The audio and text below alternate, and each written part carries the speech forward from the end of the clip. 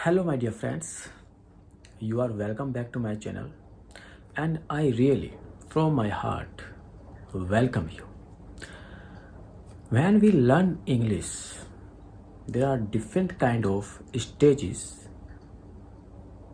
through which we have to go. Different kind of stages means that when we learn English, जब हम English सीखते हैं तो कुछ ऐसे बीच बीच में हमारी लर्निंग का जो पीरियड होता है, जो जर्नी होती है, उसके बीच में in the middle of our journey कुछ स्टॉपेज आते हैं, कुछ ट्रबल्स आती है हमारी लाइफ में, हमारी इंग्लिश की जर्नी में, और उसको जो पार करेगा वही इंग्लिश सीख जाएगा। कैसे? मैं आपको एग्जांपल देता हूँ। अभी आप जैसे कि कुछ जो बिगिनर्स होते हैं, मैं भी बिगिनर्स ही हूँ, समझ लो बिगिनर्स ही हूँ, आई एम ऑल्सो बिगिनर।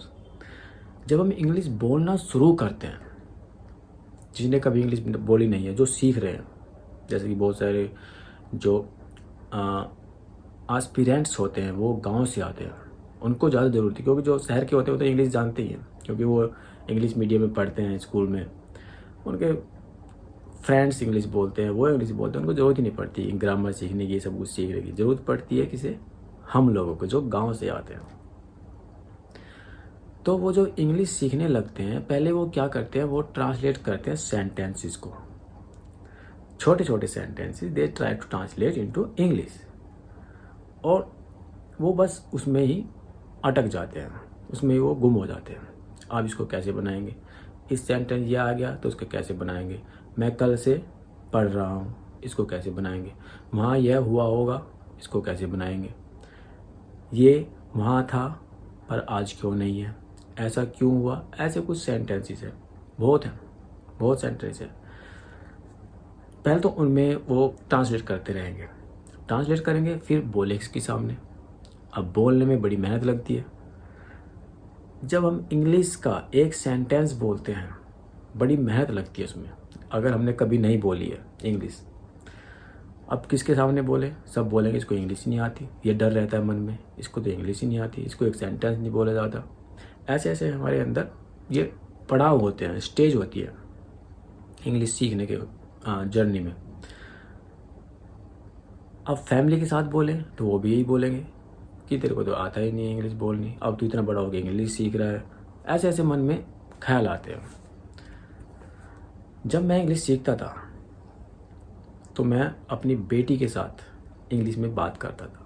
वो कुछ नहीं जानती थी, 1 साल की थी, 2 साल की थी, 3 साल की थी, कुछ नहीं पता उसको हिंदी क्या, इंग्लिश क्या, लैंग्वेज क्या होती है, पर मैं उसके साथ प्रैक्टिस करता था। उस प्रैक्टिस से ही मेरे को इतना कॉन्फिडेंस आ गया कि मैं अब I can speak little bit by doing small practice with my daughter. जब मैं बोलता था तो मेरी वाइफ जो है वो बोलती थी मेरे को, ये कैसी इंग्लिश बोलते हो आप, what kind of English you speak, it's not good English, आप तो अटक जाते हो, रुक रुक के बोलते हो, ये ऐसा होता है। मेरे को डर लगता था तब भी बोलने में, अरे यार मेरी वाइफ बोल रही है, दूसरे क्या बोलेंगे, पर मैं रुका नहीं, मैं बोलता रहा। जैसा मेरे को आता था टूटा फूटा इंग्लिश, टूटी फूटी इंग्लिश जैसी आती थी, मैं उसको बोलता रहा, और आज सीख गया हूँ इतना कि मैं किसी के साथ बात कर सकता हूँ, वीडियो भी बना रहा हूँ, और क्या चाहिए इतना? ये तो लर्निंग है, चलती रहेगी। अभी भी बहुत सारी प्रॉब्लम्स आती हैं, मैं इतना परफेक्ट नहीं हूँ, I am not that much perfect as others. चलो इसी के साथ हम शुरू करते हैं हमारा जो टारगेट है सेंटेंसेस का, जो मैं आपके लिए लाता हूँ 10 सेंटेंस। आज भी मिक्स सेंटेंस हैं, और जो भी मैं सेंटेंस बोलूँगा ट्रांसलेट करूँगा, वो उसकी हिंदी आपको नीचे डिस्क्रिप्शन में मिल जाएगी, आप वहाँ जाके देख सकते हैं, राइट कर सकते हैं अपनी नोटबुक में, और उसको ट्रांसलेट करने की कोशिश कर सकते हैं। फर्स्ट सेंटेंस गोज हियर, वे तुम्हारा भरता बना सकते थे, मतलब कि तुम्हें बुरी तरह पीट सकते थे। वे तुम्हारा भरता बना सकते, हम बोलते हैं ना इसी लैंग्वेज में कभी कभी, तो फिर हम अटक जाते हैं, अरे इसको कैसे बनाएंगे? बना सकते थे, कुड हैव का यूज होगा, they could have beaten you to a pulp.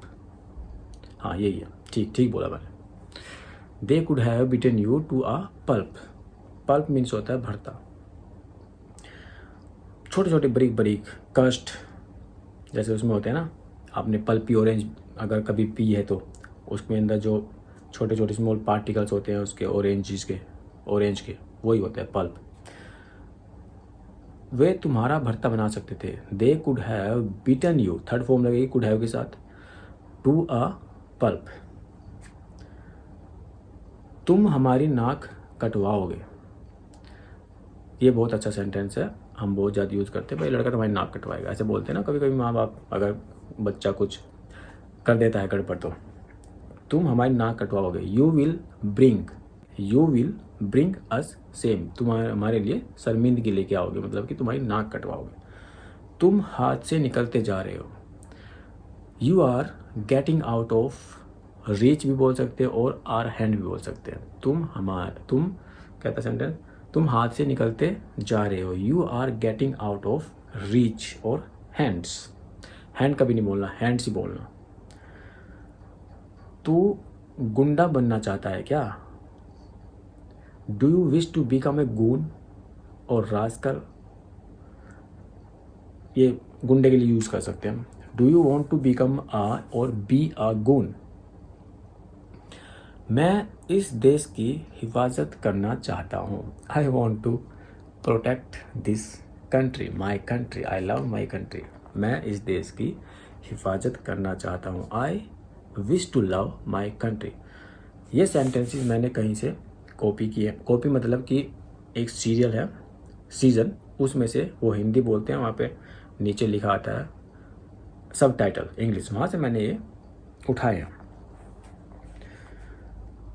बहुत अच्छे सेंटेंस हैं जिनको मैं भी बनाने में थोड़ा दिमाग यूज़ करना पड़ा, पर मैंने वहाँ से उठा लिया।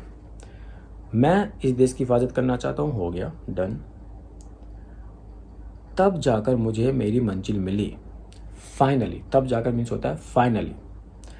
आई गॉट माई टारगेट और आई achieved my goal, my dreams, ऐसा ही बोल सकते हो।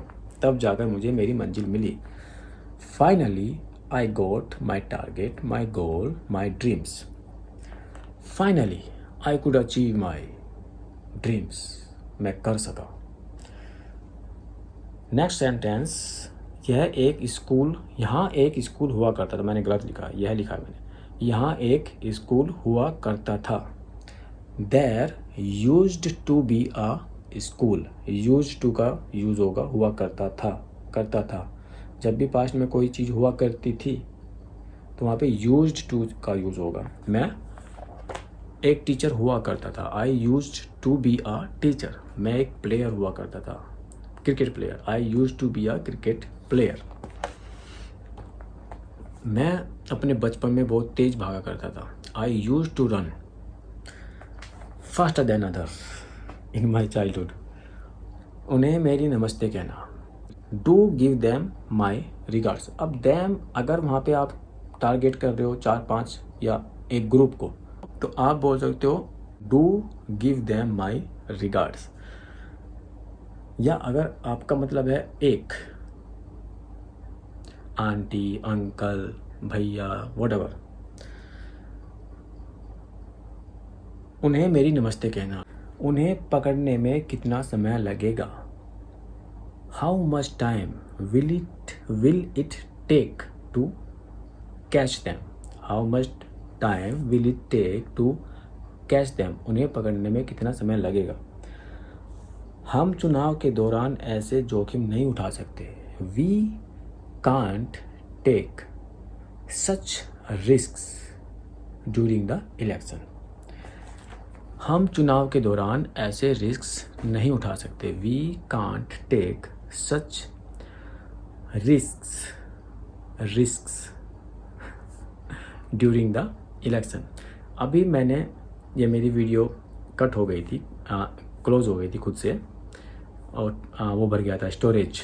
तो मैंने देखा कि मैं ऐसे खड़ा हुआ, मतलब कि ऐसे, और जबकि मैं इसको फ्रंट कैमरे से बना रहा हूँ। मैंने देखा ही नहीं। मैं अपना फोकस रखता हूँ जो एक कैमरा होता है ना उस पर, सो दैट मेरी आइज़ आपसे कनेक्ट हो सके डायरेक्टली। तो बस आज के लिए 10 सेंटेंस है, मैं इनको नीचे लिख दूंगा डिस्क्रिप्शन में. I will put them in the description and you can just note down from over there and try to translate. और क्या कह सकते हैं, बस यही कह सकता हूँ कि जितना प्रैक्टिस करोगे बोलने की, देखो लिखने की प्रैक्टिस कर लो, रीडिंग की प्रैक्टिस कर लो, वॉचिंग की प्रैक्टिस कर लो, जब तक बोलोगे नहीं आएगा. अब आप कोशिश तो कर रहे हो भागने की, पर भाग नहीं रहे हो.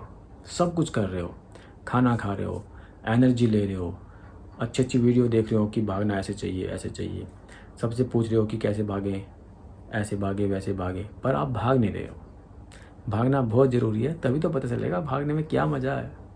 What are the difficulties and what the love enjoy of running. Mosquitoes are also biting my legs. See you in next video guys. Till then, enjoy your life and keep speaking. Bye for now.